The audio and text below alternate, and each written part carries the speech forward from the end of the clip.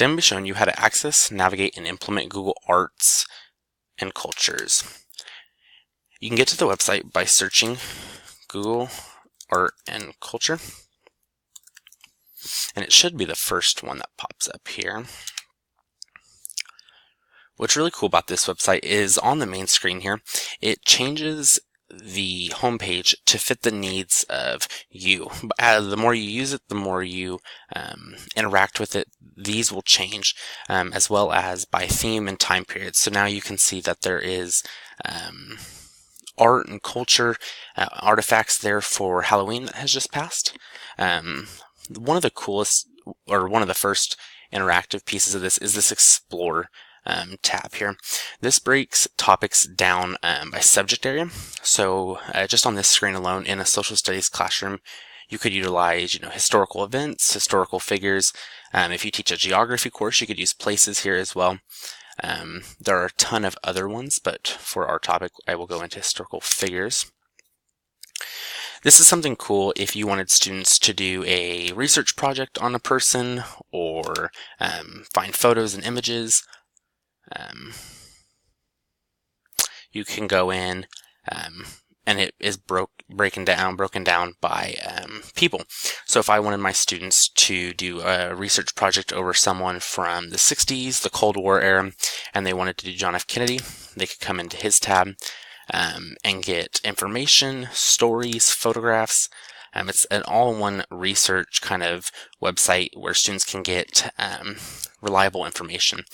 So along with that information, there are stories here that pertain to your topic, as well as images here where students could do image analysis, photo comparison, find primary source documents. Teachers could also pull these images for presentations and teaching strategies. Over here on the side, another very cool interactive piece is this Nearby tab. We'll allow it to have our location. Not too far in Kansas City, there are art museums and history museums, and those that have uploaded digital copies of their collections pop up here. So while I may not be able to take my students all the way to Kansas City to the National World War I Museum, they can go into it and see a digital version and get the same the educational benefits from it. Again, there's information, stories. The World War I Museum does good about breaking down topics even smaller. So if you wanted students to go into the World War I, they can come and find primary source photographs, documents, paintings, a lot of different teaching strategies that could be utilized with this resource. The next tab over here is the theme. This also just breaks it down by broader categories, so you can have students go through and look at these. If I was teaching a government or a civics course, I could have students go into the American democracy one, play around and find some images on here. This one specifically breaks it down, and you could have students research different presidents, administrations, look at their things, even fun things like presidential pets. And another cool feature about this one in particular is they offer 3D tours.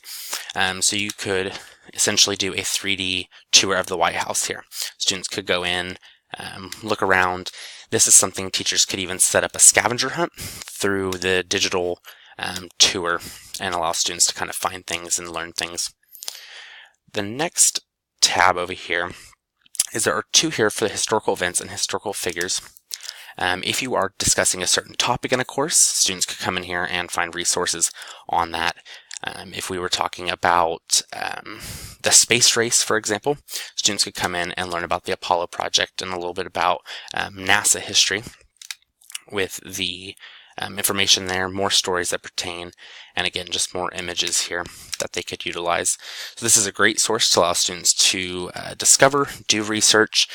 Teachers can also pull photos and stories from this to help introduce different topics and allow students to explore those a little further.